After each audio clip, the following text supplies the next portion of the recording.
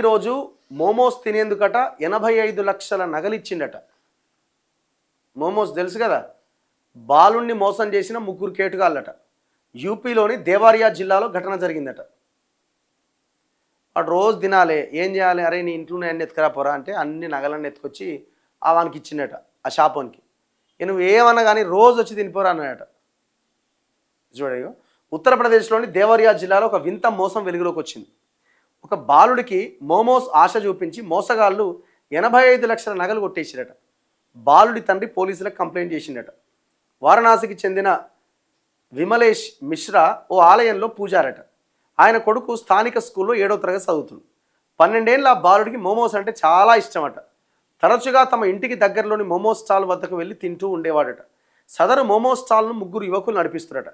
తరచుగా వస్తున్న ఈ బాలుడిని వాళ్ళు గమనించారు. మోమోస్ పట్ల బాలుడికున్న ఇష్టాన్ని క్యాష్ చేసుకోవాలి అనుకున్నారట. చూడు గమ్మతున్నది.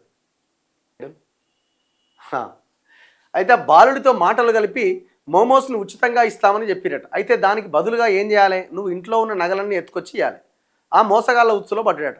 వారు చెప్పినట్టే ఇంట్లోని నగలు దొంగతనంగా తీసుకెళ్లి వారికి ఇచ్చి మోమోస్ తినేవాడట. ఈ విధంగా లక్షలాది రూపాయల విలువైన బంగారు ఆభరణాలు కేటుగాళ్ళు కొట్టేశారు. ఒకరోజు విమలేష్ సోదరి వారి ఇంటికి వచ్చి తనకు నగలు కావాలని అడిగిందట. బీరువా ధరిస్తే అందులో ఏం లేవట. అందులో బంగారు ఆభరణాలు లేకపోవడంతో కుటుంబ సభ్యులంతా షాక్ అయ్యారట. అయితే ఆ అబ్బాయిని ఆరాధిస్తే అసలు విషయం బయటపడ్డది. మోమోస్ ఫ్రీగా తినడానికి నగలు తీసుకెళ్లి ఇచ్చినట్టు బాలుడు చెప్పిండు. దీంతో ఆ మోమోస్ స్టాల్ నిర్వాహకులు ముగ్గురు పైన విమలేష్ పోలీసులకు కంప్లైంట్ చేసిండు. వారు దోచుకున్న నగల విలువ ప్రస్తుతం 85 లక్షలు ఉంటుందట. గమ్మత్తున్నది. ఈ వార్త చూసి మళ్ళీ ఎంతమంది చేస్తారు, జాగ్రత్త, ఎప్పటికప్పుడు చెక్ చేసుకోరు.